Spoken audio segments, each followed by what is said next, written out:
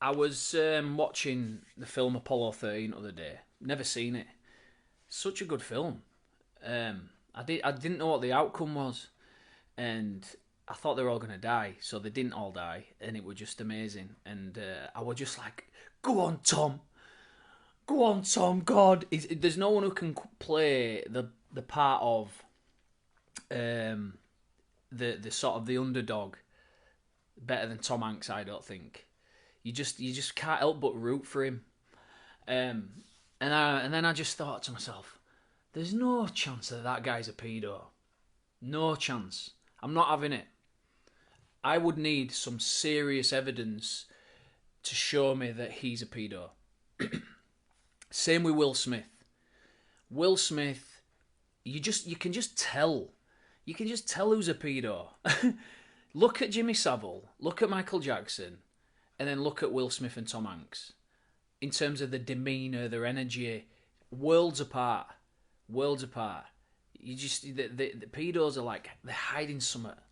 Yeah, they're hiding some evil inside that's desperate to get out, and it ends up showing on their outside somehow. But we can't see it at the time. I mentioned last week that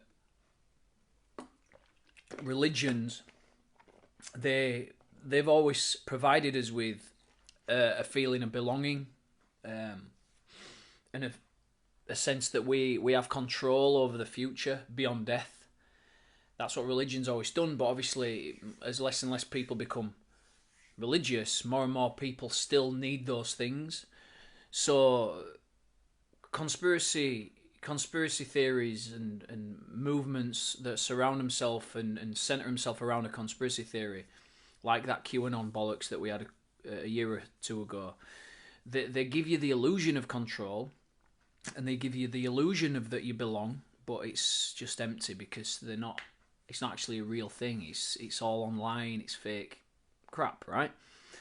But what ends up happening is everyone becomes like a Chicken Little, running around screaming, "The sky's falling! The sky's falling! Everyone, the sky's falling!"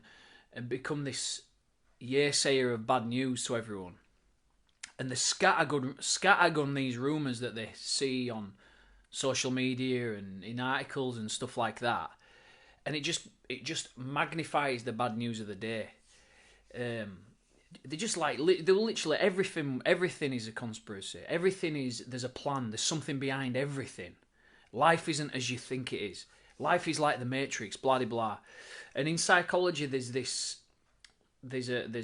term for it in psychology called the Texas marksman's fallacy. So I can shoot a barn door with my gun, and then I walk over to the barn door, all of the holes that I've scattergunned all over the door, and then I draw a target around one of the bullet holes with the bullseye right over it. And it looks like I've got the nail on the head, when in fact I had no idea what I was firing at. I just made it appear like I knew after. And that's what I always find what with conspiracies and conspiracy theories, and what conspiracists tend to do, from my experience. If if you're walking down a street and you see in the grass a rope, well, you see a snake. Your subconscious mind sees a snake first, but it turns out that it's actually a rope.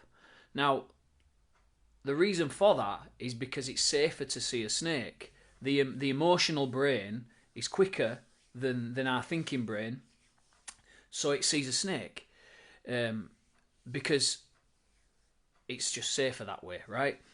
Now, the thing about these rumours and conspiracies and all this kind of stuff that comes out, there's new ones every single week, is that they're not always wrong. Some of them are actually right occasionally.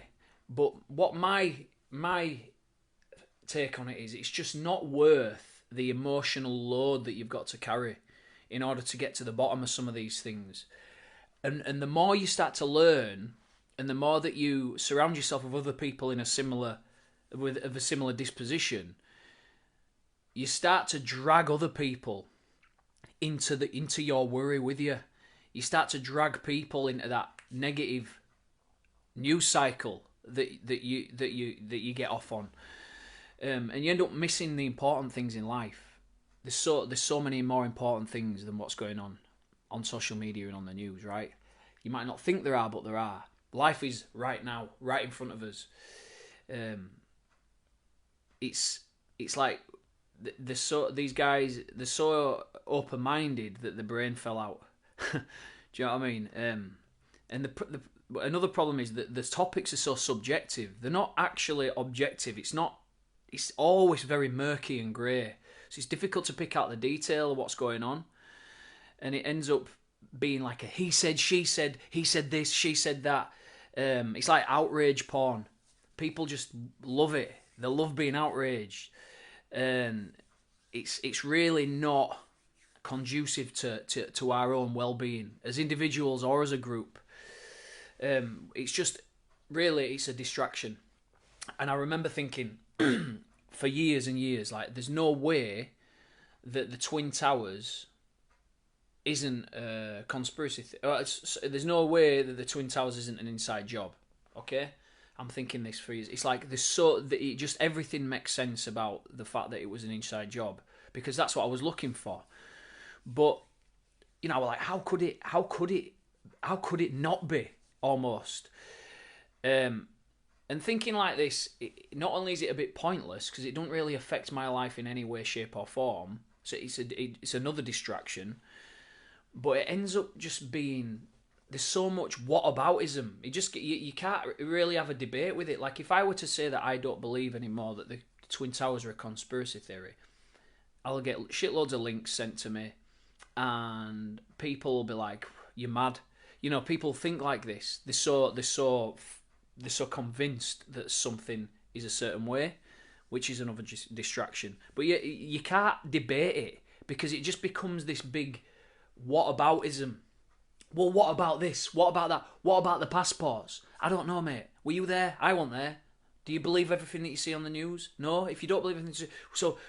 I don't know about the passports. Tell me. Please tell me more. I don't know about them. Do you really know about them? I don't think you really know about them either. You just heard a rumour from somewhere. What about the explosions? As the Twin Towers came down, there were explosions. Fuel can't do that. Blah, blah, blah, blah. And it's like, if you think about it rationally, there's just so many whatabouts. You can't have a serious conversation with all the what about this, what about that, what about the other, two people trying to prove that they're right. But what I do know is that 20 years later, after the Twin Towers, if you think about the logistics of trying to get enough explosives into those two buildings to blow them up, how long and how those things rigged with sufficient explosives to make it come down. Then the amount of people, the amount of manpower that wouldn't be needed in order to make it happen, the amount of people who are paid to turn a blind eye. Literally, we're talking thousands upon thousands of people. Which, all right, it is possible, but how possible? Considering the environment that we're in middle of New York, everyone knows each other. Everyone's working within companies. Everyone's registered for different companies. You can't have that many fake people, especially not that back then. So surely someone would have broke rank. Somebody would have witnessed something. Somebody would have gotten divorced. Someone's husband would have cheated on their wife and she'd have been disgruntled and she would have grassed him up. Not any of those things ever happen. All we get is videos about how it were explosives. You know, so the logistics of it just won't work. So, I mean, here's one. What about Pfizer's mandate, latest mandate, 46B? Pfizer's 46B mandate. What about that? Well, there's nothing about that because I've just made it up. But you don't know that I've just made it up. Because it's just, at the end of the day, these kind of stories, they're designed to distract us. News, conspiracy theories, they're designed to draw us attention. They're designed to draw our eyeballs so that the companies putting the information in front of our eyeballs get paid more money. That is all it is. So you really are, you're basically, the people consuming this information are products. And at the end of the day, it doesn't matter. Whatever the story is doesn't really matter. What matters is what you're doing right now with your life right in front of you. The most plausible things, the most plausible answer is probably the right answer most of the time, right? Okay, not every time. It's that scattergun Texas marksman's fallacy. Sometimes it's different, but most of the time the most plausible answer is the correct one. Contrarian, the contrarian opinion, the contrarian story to what's going on, the contrarians of the world, you are usually wrong.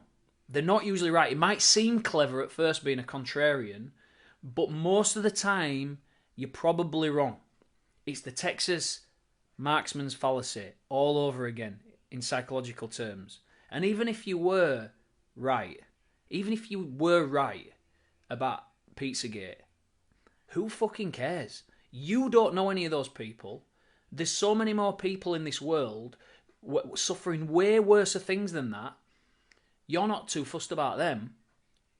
Why aren't you going over to those countries and trying to do something about it if you're so bothered? Because it's just outrage porn and you're addicted to it. That's why. So, I mean, no one wins, really. I'll tell you who wins. Russia and China win.